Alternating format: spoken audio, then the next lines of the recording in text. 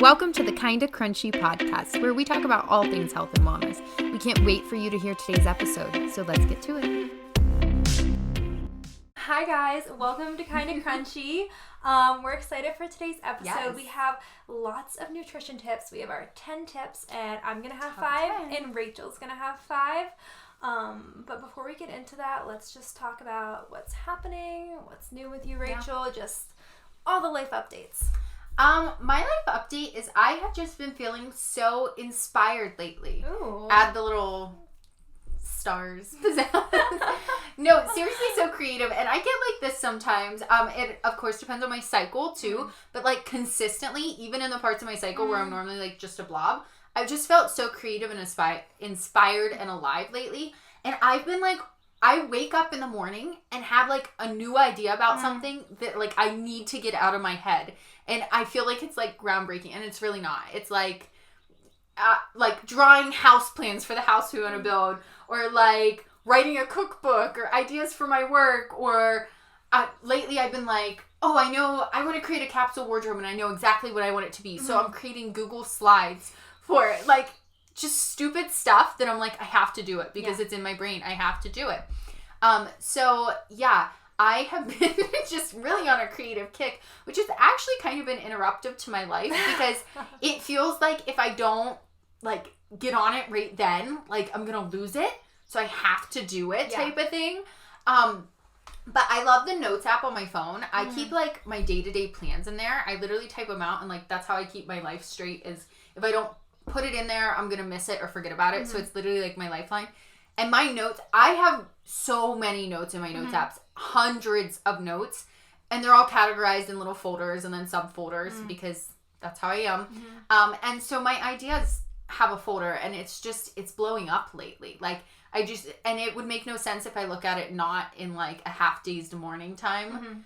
And I try not to be on my phones in the morning, but I've literally been like, I pop open my eyes and I'm like, this is groundbreaking. And I write it in my notes, and later it's probably like, eat cheese or something stupid, and I'm like, okay, it wasn't the best thought at the time. Well, I recognize this because I feel like you've just been like, I have an idea for the podcast. I have an idea. We need to do this. It's probably overwhelming.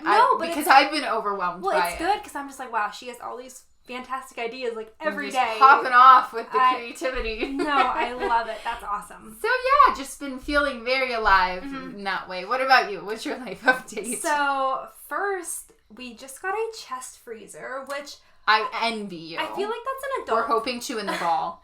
I feel like that's an adult thing where it's like, do your parents have a chest freezer? Yeah. That's actually, when we get one, it's going to have to be at my parents because we have no place to put it. And they were like, we will pay for the electric if you pay for the freezer and put it here. And I was like, well, Logan's parents have a chest freezer. My parents just have another freezer in their garage. Like the garage fridge, like the soda beer fridge. Yeah. But Everybody it's like has. we just only had our regular fridge, and it's like we can't get a lot of meat if we don't have a chest freezer. That's the problem, yeah. So we got it off auction, got a little good deal on Ooh. it, and then we just got a quarter of a steer. To fill up that chest freezer. So I actually just went and picked it up, and it's crazy. I feel like I only ever have like a pack of ground beef, or like I never have a lot of meat because like, isn't it so I was crazy. Unboxing it. There's like it's a ton of meat. I think this will last us for like 2 years. There was so much ground beef. We eat a quarter a year. Yeah. That's what we get. All these, like, we got like some steaks, we got patties. They obviously gave me the liver. And then the beef fat. Jensen texted me and she's like, "Is this the stuff you make your tallow with? I don't know what this is." And I was like, "Yes." And she's literally like, "You want it?" 10 pounds of beef fat. It looks disgusting, but it does make great tallow. Yeah. So our freezer is full, which is just like super exciting that I don't have to literally buy meat at the store unless we want chicken, which I've been like getting like rotisserie chicken. That's kind of what we've been doing. But which also is the move. Yes. We love a rotisserie chicken. I know they pump it full of all like these chemical juice. Yeah.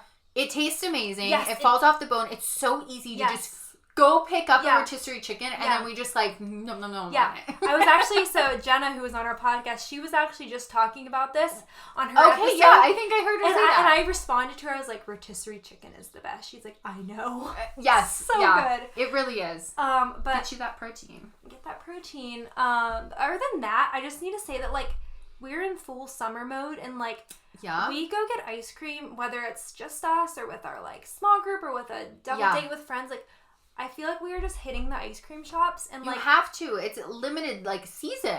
You have to hit it as much as you can. Loving it. So my flavors that I'm loving right now. Okay. Birthday cake. You've always been like a sprinkle birthday cake kind of person. Cookie dough. Okay, do you know the Cookie Monster flavor? It's the blue ice cream. Okay, it is the blue ice cream. It's the blue ice cream. It has brownie chunks and cookie dough in it. So colored, the brightest blue ever. Not good for you, but I've been loving it. And I always get my ice cream in a little cup with rainbow sprinkles and whipped cream. It's my thing. And I've just been loving it. What about the eyes? Did you used to get the little eyes on your cone? Yes, Joe's Drive-In. Yes. I loved when they put the little candy eyes on a sprinkle cone. Yes. I'm literally going to go tonight and ask them to do it. I still have it. Should we go after the dinner tonight and just go get That would be so much fun. Like, we're going. We definitely should. Okay, tell me what ice cream you're loving. And also, can we talk about the whole kicking the bucket thing that you did? Okay, yeah. Ice cream I'm loving. I am a vanilla girl. I don't like chocolate ice cream. Same. I like chocolate in ice cream, like chocolate chips or chocolate on ice cream. Yeah. I always love like a chocolate dip cone. Yeah. My thing for years was a vanilla shake with rainbow sprinkles. You told me about this. Yes. And they seriously load it full. And then you can like eat them out of the bottom. It's the best. So and now my husband gets that all the time, so I can get something else. So I have a few things I rotate between. It's either vanilla in a cup with like the hot peanut butter on it, not like a fudge sauce, just like hot peanut butter. Or I like to get a cone, vanilla cone, dipped in chocolate, dipped in sprinkles, and then put in a cup with the cone upside down. So then I can eat it with a spoon, but I still get the cone. So fun. So that's like one of my go-tos. The kicking the bucket was at an ice cream place that's like a few towns over. We were there for Memorial Day.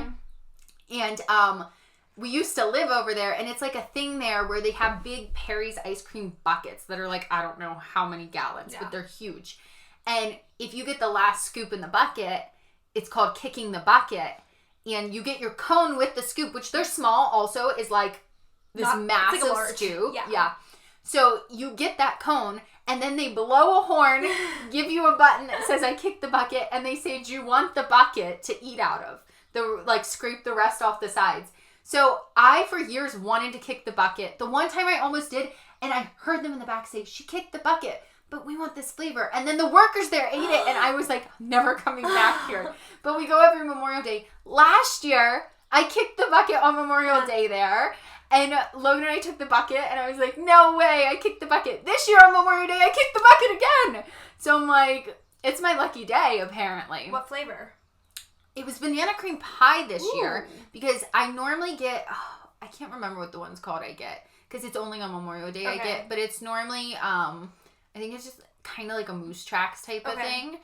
And Panda Pots. That's what it is. Yeah. That's the best one. And they were out of that. So I was like, I'll try the banana cream pie. And then sure enough, so I'm a two-peat.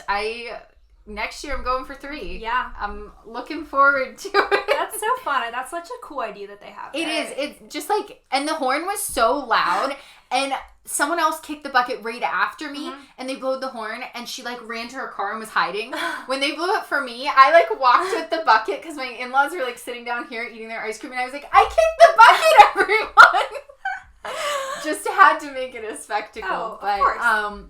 Yeah, so it was my lucky day. So fun. So yeah, eating all the ice cream, but let's get into like our nutrition tips. Which isn't just eat ice cream. What a great segue. So, okay, we're both gonna do 5 tips. I'll start with my first one, and then you can go, and we'll just bounce back and forth, and it'll be 10. Yeah.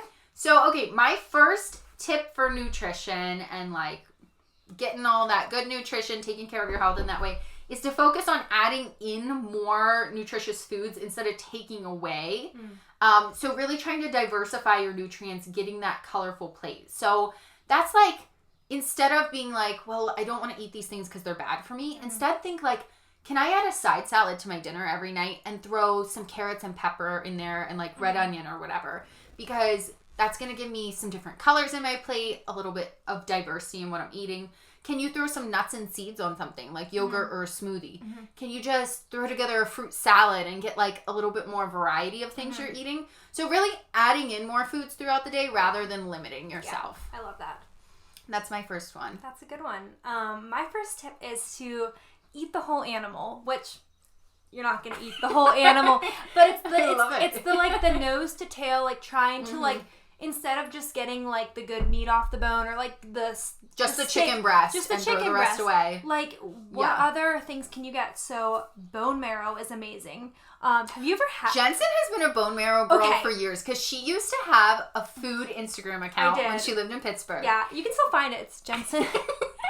It's Jensen Loves Food. It has not been updated in forever, but she was doing food reviews. I literally was. We love reviews. I was doing bathroom reviews while you were doing food reviews. It's actually a pretty great account, and I did it when I was abroad, so if you're like... You should pop back. I should pop back. But I remember you would get like bone marrow at restaurants and stuff, and you loved it. Okay, if you're in Pittsburgh, it's called Meat and Potatoes. Yeah. There, I had bone marrow there. I went with my mom. My mom was like, what is this? I was like, do you want to try it? She's like, nope. It is so good. It literally is like the best thing. So if you ever have a chance to try good bone marrow, I would. Obviously liver. That's why dogs love bones, because they're getting all that. Yeah. They're like slurping that little marrow out, and it's healthy. Yeah. Liver, obviously, there's so many benefits. I'm not going to read every benefit, but like heart, brain, there's so many benefits to them. Like, obviously I'm not saying like, you should have brain every day, but there's different things like other countries actually eat the whole animal and actually utilize so many different things. Organs are like oxtail soup is a thing. Yeah. Right? Yeah. And like bone broth is like, that is such a nutrient dense food. Like, these are all parts of the animal that aren't just like the normal, like typical, like what you would think you would get. So I would just say like, try to eat more of the animal than just what like. And I think other countries are way better than that. They are. And at that than us. And people would say, like, if we would go to these countries, they'd be like, oh, why would you eat that? But it's like, that's what they eat there. Yeah. And, like, rendered fats, like tallow. Yeah. We love our tallow for skin, and it's your skincare, too. Like, it's there's so many parts even, of the like, animal. using the hide. I've seen people do that, which I'm definitely not, like, out here tanning a cow hide. Yeah. But I really respect it when they use all the parts of the animal. Yeah. I feel like that's, like, one thing where I'm, like... Because I've told you before, like, I was like, oh, maybe I'll be vegetarian or something. Because, like, the treatment of the animals and stuff. But for me, it was, like, more so, are you respecting it? Like, respecting the fact, like, we were blessed with this animal, so how can we use it in a respectful way? And that's, like, really utilizing the whole thing. Yeah. Like, if you're going to go out and hunt or something, I'm always like, you better be using that whole animal to the best you can and, like, eating it, not just doing it for sport. And that's my personal opinion. I know a lot of people hunt for sport, but, like, that's how I feel about it is, like, if you are going to take that animal's life, you better be grateful for it and, like, use it. Yeah. You know? Yeah. So, that's my first I love that tip. Okay, my second one is to make sure you're eating enough. So, I think a lot of people aren't even, like, in a place where they have an eating disorder or something, but are just under eating in general. So, our body, I think it's around 1,300 calories you need just for, like, your brain, intestines, and heart to work. So if you're laying on the couch all day doing nothing, like you still need that. Yeah. And so then like you're out like using brain power, doing physical activity, you need more than that. So I have shared before, like on our episode about disordered eating and stuff, that I used to calorically restrict a lot and like it really was unhealthy for me, and like tracking food and stuff like that was triggering for me. I've done a lot of healing and stuff, and I'm actually at a point where I'm tracking again my macronutrients and calories, not like super strict, but the reason I did it is because I felt like I got to a good maintenance point, but that I was still just like under eating in some regards, that I wasn't giving myself enough nourishment. Yeah. So I wanted to kind of see where I was, and I really truly was like a little bit too low just day to day without feeling like, oh, I'm starving, or like being obsessive over food, like I can't eat stuff. And so I wanted to see how I could add more in to just like boost that, or maybe level up like sizes of portions so that my body really had that fuel, especially because I am working out a lot right now and doing like a lot of strength training and stuff. So I think really just trying to make sure you're getting enough nutrients, but also enough calories that you're not accidentally under eating. Yeah. My husband, God bless him, just forgets to eat all the time. Like, he'll just be like, I forgot to eat lunch. And I'm like, babe, you worked a full day. You didn't eat breakfast. You forgot to eat lunch. And then you went golfing. Your body needs that. You better be, like, bulking up at dinner or something. But, yeah, I think that that's my next one is just making sure, you're diversifying those nutrients and, like, getting more, adding in more, but also getting enough calorically that your body has that energy and like can keep muscle on it, because we know muscle is so crucial for like longevity and health in general, and it can't keep the muscle on there if you're not feeding it. Yes, and 1,200 calories I think is what like toddlers need, and we are grown women, and I think just making sure like, that that's the culture, like thinks like that's the diet that you're supposed to go on. It's 1,200 calories. No, that's why a lot of women lose their period. That's why you sometimes get your metabolism so low where it's like you eat like 2,000 calories and you gain weight because for so long you've just like been eating so little. So when you do eat a normal amount, you gain weight, and it's like that's not a healthy place to be. So just making sure like you're just really nourishing yourself, because you need to nourish yourself. That's a lot of the women I work with in my coaching. Like, they're eating too low, and then it's like, well, I want to get you up to a higher maintenance level of calories so that your body's able to function. And they're like, but I don't get it, because like you need to eat less to lose weight. And it's like, do you want to lose weight including muscle, or do you want to have muscle on you and lose fat? Because to do that, you have to be fueling your body, you know? So it's really an education and changing that. So just focusing on getting enough in there. I love that. My next tip is to focus on getting grass-fed meat and dairy, and then like pasture-raised eggs. That. So there's a lot of, you can't buy organic, you can't buy everything perfectly, but I would say if you're gonna look for something to focus on, really prioritizing the meat, the dairy, the eggs that you get, because those are the things that can be pumped with antibiotics, with hormones that can really be detrimental to your health. Cows are not meant to spend their life in this like tiny building where they're literally just like crammed together, standing in their own poop, and that's where those animals get a lot of diseases, and then they just pump them with antibiotics and hormones. And it's passed to you through the products. To you. So I think really getting to know a local farmer. Jenna said that on that one episode, she's like, pay your farmer, not your doctor. Yeah, and it's we love that. You might have to invest a little bit more money in your meat, in your dairy, in your eggs, or you can get your own backyard chickens. Which you have experience with. No eggs yet, but we're getting there. But just really focusing on that, because those are big things in your diet that like, you might not be perfect in everything else, which you're never going to be, but really focusing on like getting the best meat you can. And like, even I was doing some research, like grass-fed beef, there's even a lot more, it's more nutrient dense. Yeah. Which you don't think about, but it's like but what they eat is passed to you, and they're getting more dense, or diversity. In their diet. Yeah, it's higher in like vitamin A and E and cancer-fighting antioxidants. So you just want to think about it. Like, do you want to be eating meat that has been like had this terrible life, or do you want to be eating meat from like a cow that's been grazing in the field, or you want your eggs from chickens that are like free ranging, or from someone's backyard? And you can tell in like the yolks of chicken eggs from the store versus they're so much like brighter and bigger. Raised. Yeah. Yeah, and getting dairy from your local farmer, which we both have found really good local farmers, which is awesome. So I would just say, like, if you're trying to focus on maybe something like where to start, like your meat and your dairy and your eggs are a good place to start. I love that. That is a great place to start. My next one is to reduce your added sugar and appreciate foods for what they are. So I think we have so many foods with like added sugars or added flavors to enhance them.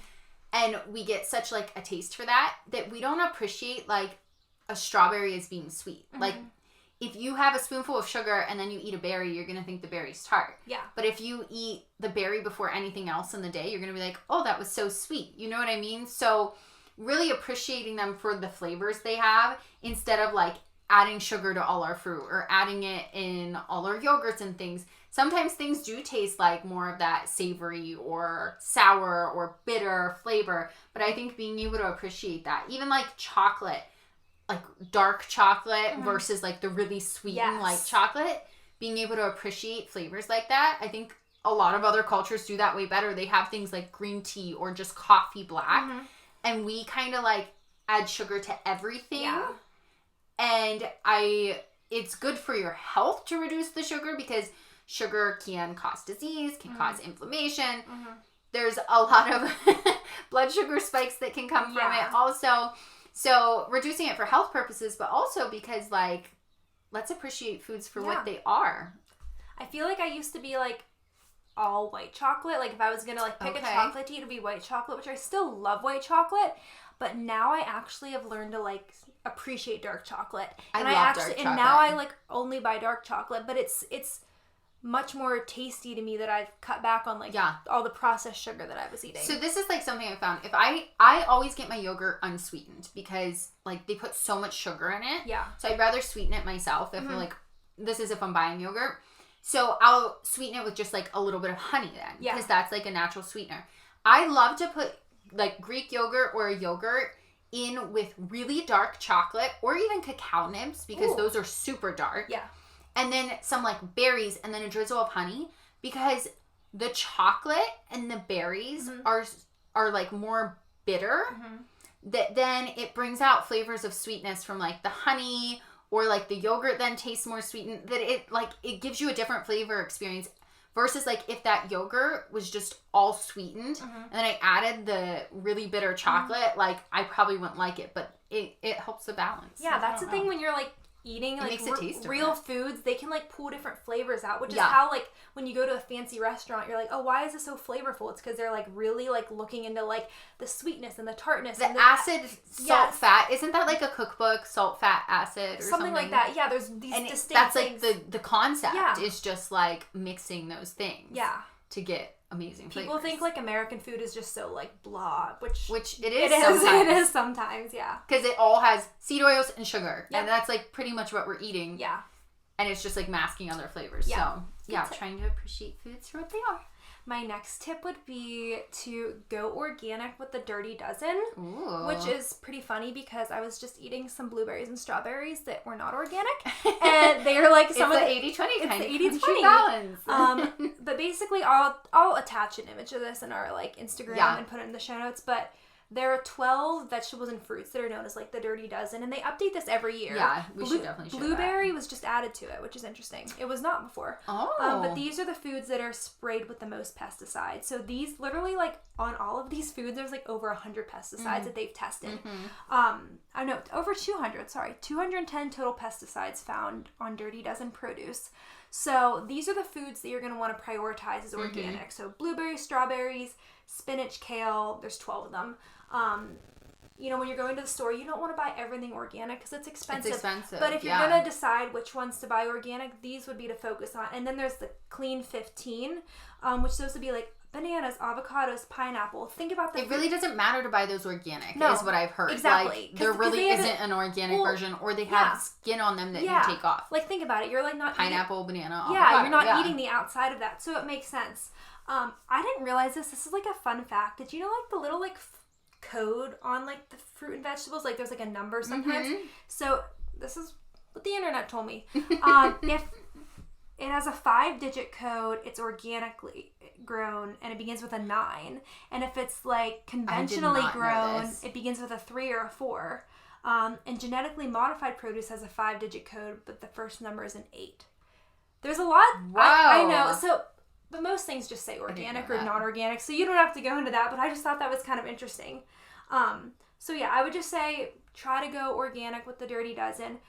You can also get like vegetable and fruit washes. Like I don't know how do you wash? I just use water. I know that there's like different sprays and different like things you can use. I know it's kind of controversial to like put stuff on your fruit and vegetables, but like you can also like use vinegar and different things to scrub your vegetables and fruits first.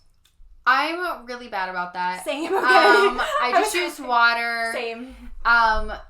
Honestly, like if maybe I shouldn't. If I get it out of my garden or from a local farmer, I don't always wash it. Yeah. No. Same. The dirt has good probiotics, microbiome, right? Yeah. So If I pick lettuce from my planters back there, guess what? I'm not washing it. I don't want it soggy. And I know you should. I really need to get a spinner, a salad spinner or a veggie spinner. That might make me like washing things better because I just think they're cool. But yeah, if I get it from the store, I do wash. But I honestly use water. Okay, same. So yeah, we just use water. So yeah, maybe if you have a suggestion of what we should be using, let us know. We're always looking to grow. Yeah, but that's mine. Okay, yeah. So I'm gonna share my fourth one now. So my fourth one is to eat more healthy fats. Mm-hmm. So I mean, I think we've talked about this a lot, but seed oils versus like healthy fats. Mm-hmm. I definitely think that's like a top nutrition tip just because seed oils are so inflammatory to your body and they're like a processed, more man-made, touched type of oil compared to eating healthy fats like butter, ghee, tallow, even large like bacon fat. When you cook bacon, keep the fat from it and like fry something in it. Like, no, it's not the healthiest all the time, every day. Mm-hmm. But honestly, if you're using a lot of oil, it's healthier to use that bacon fat to fry that stuff in than it would be for vegetable oil. So I would watch a video of how butter is made and then watch a video of how vegetable oil is made and you will use a lot more butter. Also, you can make butter at home. Yes. It's just some heavy cream whipped up with a little bit of salt. You give it a few squeezes. You could not make canola oil at home or vegetable oil or seed oil if you wanted to. So I just think that's a testament. Same thing with pork fat. Like, you can cook some pork at home and get that lard, the bacon. Yeah. Same thing with beef tallow. I've done it. So to me, being able to make that at home and see and know how it's made says a lot more than me needing like chemicals in a lab and bleach to make canola oil and all of these things. So trying to use those healthy fats, our bodies know how to process those better because they're made for consuming real foods, not chemicals. So definitely using those things is going to help your health in general. Yeah, and I used to think that butter was bad. I know, there was like a sentiment and like I can't believe it's not butter instead. And it's like, that's just vegetable oil, dyed yellow, and whipped to look like butter. Yep. Yeah. I have been like, and I shared this on like the Instagram story. I've been loving dates with a little bit of butter and sea salt. You have to try I had someone tell me to put like my raw cheddar cheese in the date. Oh. I love to eat my sourdough with the butter on it, with a piece of raw cheddar and a date all in one bite. Oh. It's like that salty, sweet, carby. We love it. That's my vibe. We love it.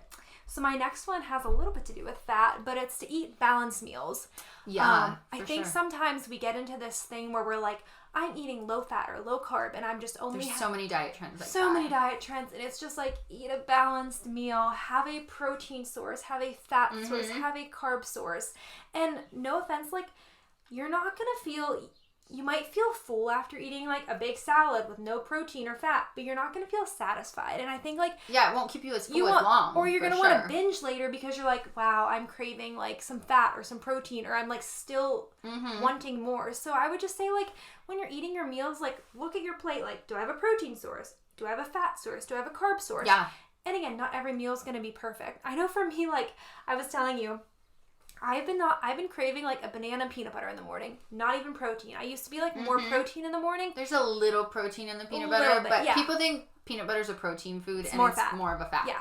But like also like listen to your body. Again, not every meal is going to be like perfectly balanced, but I would say like especially your lunches and your dinners, trying to get a good protein, fat, and carb, you're going to feel better. You're going to have a more diverse like diet. I know when people cut out food groups, that's where constipation comes in, and that's where like you're not going to feel your best. For sure. Carbs have a purpose. They're your main energy source. Protein, you're building amino acids. Fat is so you just talked about fat, but fat is so important for like women's hormones. Like we need good healthy fat. So I think like knowing that every food group has their importance and being able to like incorporate that into most meals, you're going to just feel better overall and digest better overall.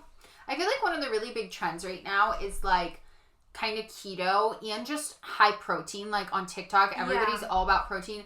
And protein is great. It helps you build muscle, does all these things. But we need all of these things to run. So like you still got to get your carbs. The carbs have a purpose. Yeah. It's all about the balance of how many of these foods. So like if you're trying to focus on building muscle and you're going to have pasta with some meat, focusing on like having more chicken or beef on it and less of the noodles compared to like if you're really going all carb out, like more of the noodles, less of the meat. So it's more about how the meals are balanced, but you still should be getting all these components because it helps it to be a well-rounded meal and it helps you to stay satiated. It helps keep your blood sugar balanced and it's good for your body. Your body also processes these foods better when they have the other types of foods in there. Like a protein and a carb are better processed together because one is absorbed more slowly versus the other is more quickly for the blood sugar stream. And so you're supposed to have them together. Yes. So keeping that the focus is going to have you feeling better in your meals and more satiated. And I think, like say you are going to have a banana and peanut butter. I think it's important, like listen to your body and have what you want, but you can always think in like, how can I add a little bit of protein? Yeah. Maybe like 2 pieces of bacon, even though bacon's bad, people think, and like it'd be a high fat meal.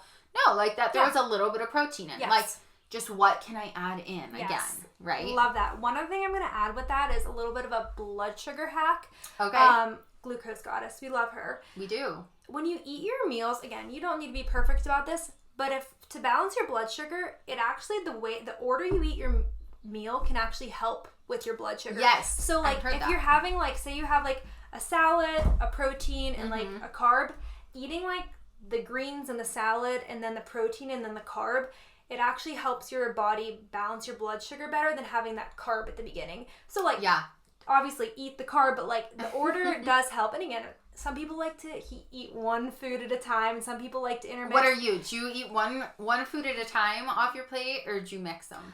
I think it's different every time. Okay, I'm the same way. If there's a meal where there's something I really, really like, this is weird. I eat everything else before it and save it for last because it's my favorite. Yeah. But I know a lot of people would eat that first and be like, why would you save it for last? Yeah. I don't know why I do that. I think I like to, if I have something I love on my plate, I'll have a few bites at the beginning and then I want to finish with that because I want that to, but again, that does not happen every meal. Yeah, sometimes I'm like, everything's a mixed bite. I love a bowl where it really is like, if I have like a bowl with rice and chicken, and like all types of veggies, I want to bite, like I want that fork full, like one of everything in that bite, like Chipotle, like I'm trying to get a little of each piece. So good. But if something you're working on is balancing your blood sugar, that's a really easy hack. Where you don't even have to, super helpful. Not even cutting out a carb, just literally the order of your meal can help with that. So just a little tip. I love that. Okay, my last one is don't be afraid of food. So I feel like a lot of times in the US especially, we have like eggs are bad for you, butter's bad for you, steak's bad for you, salt has a bad rap for sure, that they say like some of these things cause high cholesterol or this or that. I really think though, like we have to keep in perspective, it's everything in moderation. And I think our problem here in the US is overconsumption in general. And so not being afraid of certain foods and restricting from certain foods, but having them in moderation, even if it's foods that are like bad. Like I talked about eating crumble cookies or like you talked about eating ice cream. Having those in moderation. Do we need to be doing that like multiple times a day or every day? No. But like here and there, that's okay to satisfy that craving. Yeah. And like that's even like going back to what you just talked about. Like say I have brownies at my house and I want a brownie. One of the ways that I'm going to deal with that as a snack is I'm going to have that brownie. I'm not going to say, no, I can't have the brownie because that's going to make me want it more. Yeah. And then I'm going to restrict and then binge on probably too many brownies. I'm going to have that brownie, but I'm going to say to myself, okay, there's a lot of sugar in this and it's more like carby and fatty. How can I add some protein in this? Oh, what I'll do is I'll have a bowl of Greek yogurt that's higher in protein and I'll sprinkle that brownie in with it and have like a little brownie yogurt bowl. You know what I mean? So just thinking of like, how can I have these things in moderation in a healthy way? And also eating like our ancestors did. So I like to think of myself a lot of times like 150, 200 years ago. What would have my great-great-great-great-grandma been eating or doing? Or how would she have been living? And then trying to do that. Because I feel like it just goes back to basics. Because we've had a lot of progress like technologically and just in our culture. Which, amazing things. Yeah. But also some of them have hindered our health. Like we're the sickest we've ever been for being the most technologically advanced and advanced in our culture we've ever been. Yep. So thinking back hundreds of years ago to how one of our ancestors lived, I think can help us to just put it in a better framework of like, how should I be approaching my health? Yeah. No, I love that. that was your last tip? Yeah. Do you have one more? I have one more. So mine is focus on fiber. So Ooh, we talked about this with, I think it was our gut health episode maybe. Yeah. But fiber is so important for your digestion, for blood sugar balance, for going to the bathroom. Like you need. Definitely. And I think one thing with fiber, they say like 25 grams for women. Mm-hmm. Your body, that's just like the 28-day cycle. Like your body, you don't need to get 25 grams a day, but finding what works for you. Some people need more fiber. They say like pregnant women and lactating women need more fiber. Just some people in general need more fiber. Just kind of finding out what works for you. Like being like, well, I ate too much fiber today and I'm constipated. Yeah. That was too much. If you barely eat any fiber, if you eat like 5 grams a day, don't try to go to 25 day or you're not going to, it's slowly, you're not going to feel good. Increasing it. With fiber, you also need to drink a lot of water because you have to, fiber needs water to work with it. And there's different types. There's soluble and insoluble fiber, and they both have their own benefits. Soluble can help with digestion and lowering blood sugar, where insoluble fiber helps soften stool, making it easier to pass. So there's different sources of each of them. Benefits to fiber are that they fill you up faster, keeping you satisfied longer, a diverse, happy gut microbiome, and preventing blood sugar spikes. One thing I just want to say is some people I think get scared of like fruit for having a lot of sugar in it. But the one thing about fruit versus like a fruit juice is fruit has so much fiber in it that it helps like your blood sugar doesn't spike. Whereas you have like a glass of orange juice, which not saying you can't have orange juice, but there's no fiber in that. So the it's like the white stuff on the orange is the fibery stuff that helps you to digest it better. Yeah. And a lot of times people don't like that. I don't like that. Yeah. But you should eat it with it. Like the seeds in a strawberry or like the peel of an apple, those things are going to help digest it. So I would just say like making sure you're getting enough fiber intake. Just overall you're going to feel better. But again, not overdoing it because like... Then you won't feel good. Then you won't feel good either. So just trying to find that happy medium and finding what works for you. Yeah, I love that. Is that all 10? That's all 10. We got those 10 tips out there for you. I hope you enjoyed them. Yes. Yeah, I am hoping that those are helpful to people. We love a list, so we love sharing just like a quick list of tips. Yes. Kind of like we had our like 20 health tips in 2 parts and stuff. So yeah, I think those tips hopefully help you. And awesome on that. We also have our Q&A segment today. Should we jump into that? We should. Thank you guys for asking questions. Like, we love it. You guys like fill up our inbox with questions. The form is always up on like our social medias, and it's totally anonymous. We seriously do not know who submits them, and we love answering them because it's fun. It gives us like more variety of knowing what you guys want to know. And if you ever just have a quick question, you can always just like DM us too if you're not like scared to ask. If you're like if you're like I don't want them to know it's me, then put it in the form. But you can also just ask us. But let's get into them. Okay, so the first one that I have that someone asked is how to practically eat whole foods a majority of the time, which kind of goes with our episode today a little bit. So some of my advice on this would be cook at home as much as you can. It takes more of an investment of your time, but you're able to control more what you're eating than if you go out or in the store. Try to choose foods that are one ingredient. So butter versus canola oil or rice versus pasta. Not that pasta is bad for you. Like just if you're trying to eat more whole foods, rice is rice. Whereas pasta is a little more processed a lot of times when we buy it, unless we're making it at home and has more things added to it. Like chicken versus chicken nuggets. One ingredient. So closest to its natural form, ingredients that are easy to pronounce. Honestly, if it's a whole food, it shouldn't last on the shelf too long because it won't have a lot of those like preservatives in it. Having them on hand and being an ingredient household versus like a meals household. So I don't know if you've seen that. Like people are like, I grew up in an ingredient household, so these are the types of snacks I ate. And it's just like shredded cheese. Or like chocolate chips. And I definitely grew up like that. But having those whole food ingredients on hand and maybe even prepping, like I a lot of times at the beginning of the week will prep some rice, some shredded chicken, and some fruits and veggies cut up. That way I can throw things together or grab things quick.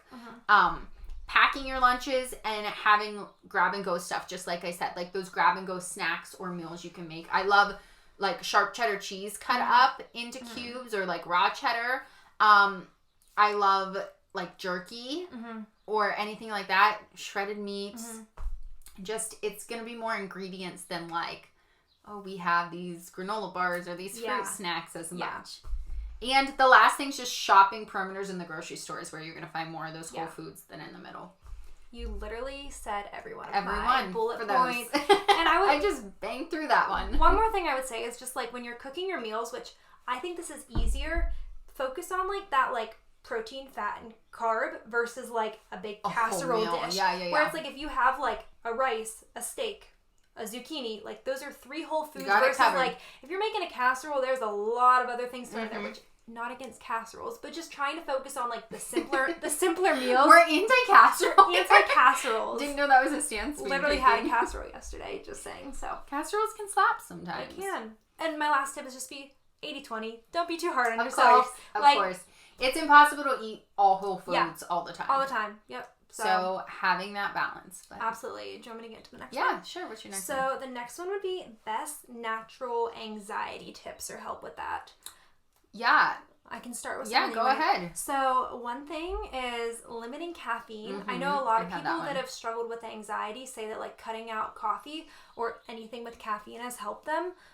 If you have like 5 cups of coffee a day, don't just cut it all out, but like slowly wean off and kind of find what works for you. Practicing mindfulness, deep breathing, yoga, meditation, all the things that are probably like hard to do if you're like going all the time, you probably need those the most. So trying to, even if it's like 10 minutes in your morning, something simple as that can help. Journaling, whether that's just journaling gratitude or journaling what's going on in your mind.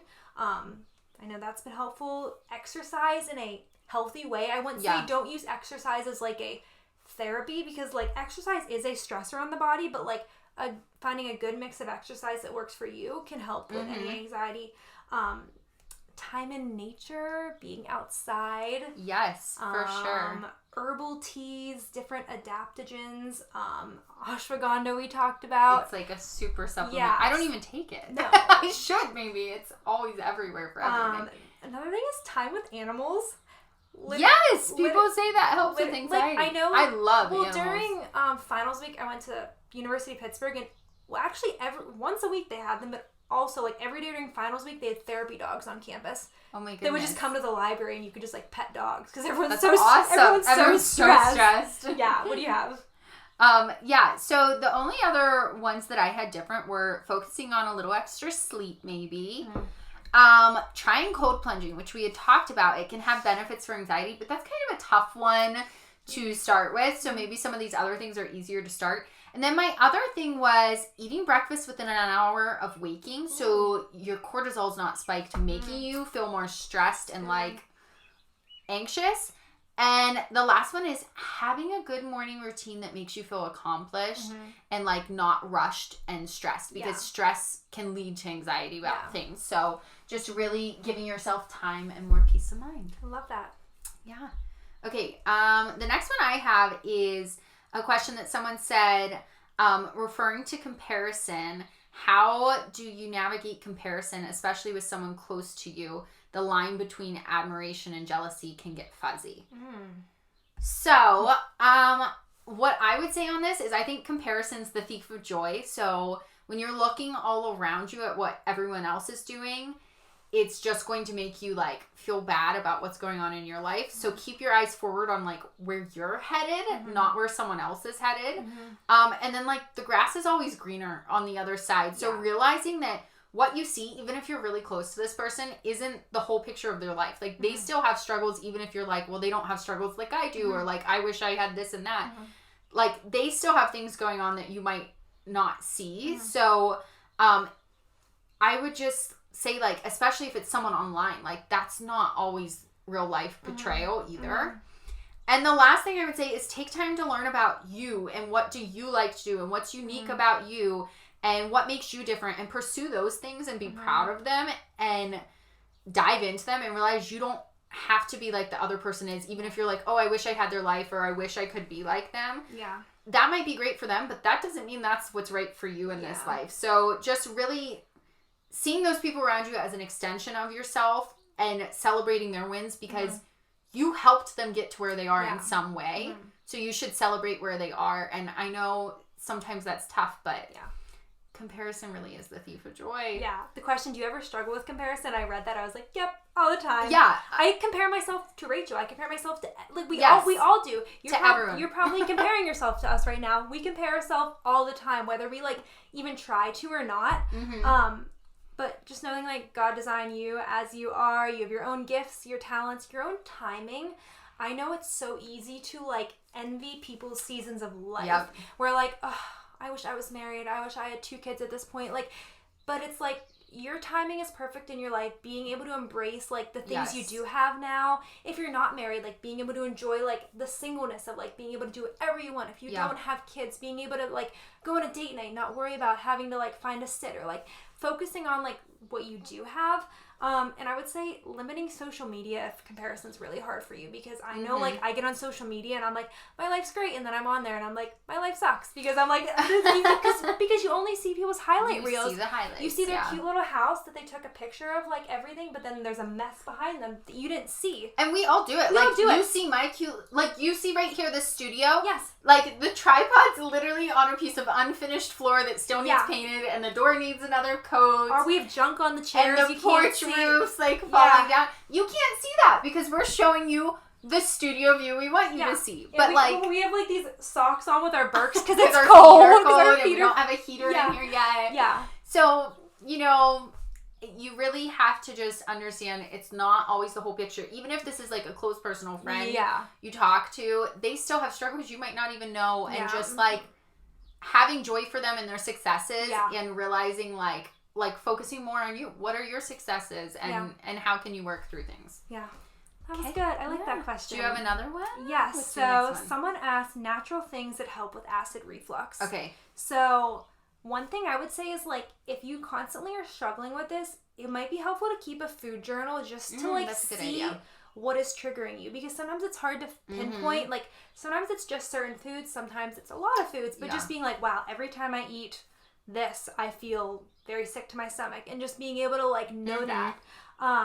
Overeating and eating quickly can cause acid reflux. So just, like, slowing down at meals, eating smaller portions, having alkaline foods can offset heartburn, acid reflux. So having foods like bananas, melons, cauliflower, nuts, sometimes those foods can help balance. Yeah.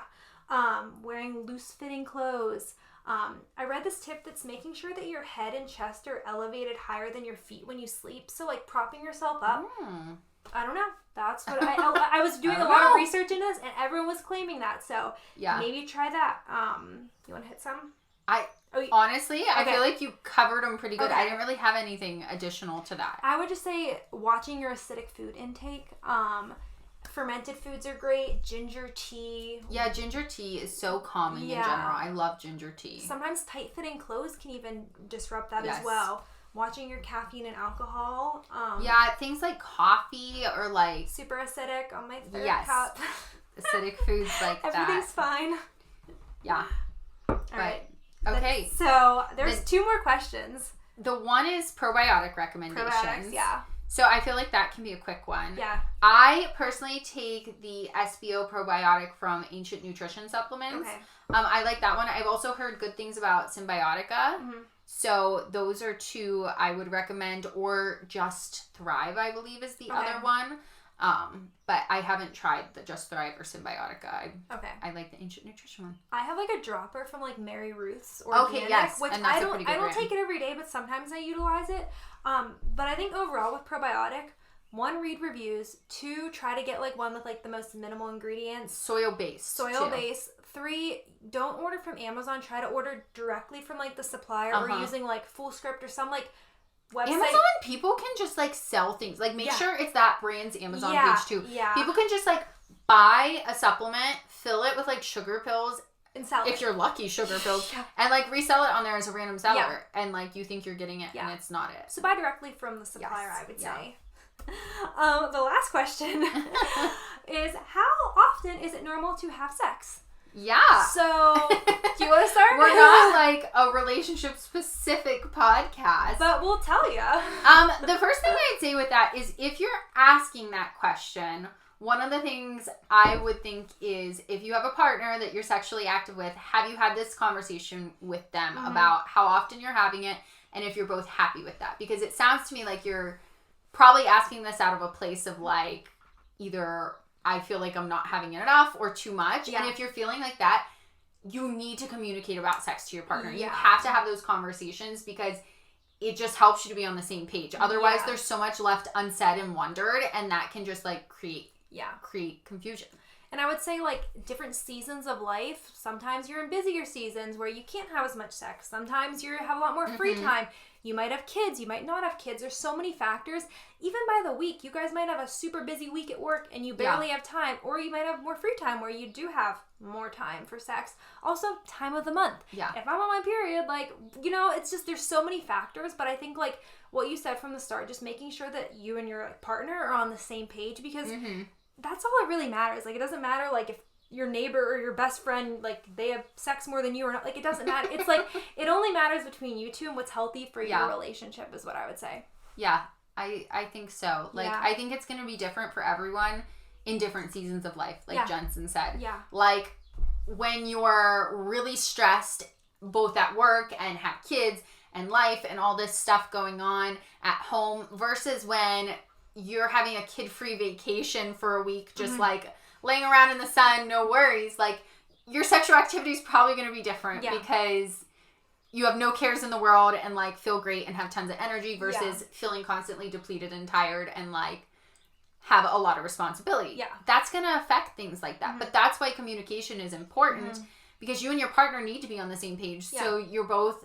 getting your needs met and communicating about it because sometimes like it might be like, well, it's almost like a chore, but my partner needs it. Yeah. Do you know what I mean? Like, and it shouldn't be like that all the time. Yeah. But I'm saying, like, if you have that conversation and realize, like, that's something they need for me to show love to them, like, you know, that it's gonna change depending on seasons of life and where you're at. Yeah. But I hope that helps. There's no really like one answer for that. How can anyone give an answer for that? Yeah. Like, I think it's different for every single person. Yeah. But we hope that helped. Yeah. Fun last question to end on. Woo. That was our last question in the Q&A, and that's all we had for the episode, right? That's it. So yeah, thanks for listening, guys. We always love chatting with you and can't wait till next week when we get to again. Yeah, thanks for being here, guys. Make sure you subscribe to our YouTube channel if you're watching and leave us a review, like, comment, share everything. All the things. So we love you guys. Have a great rest of your week. Bye.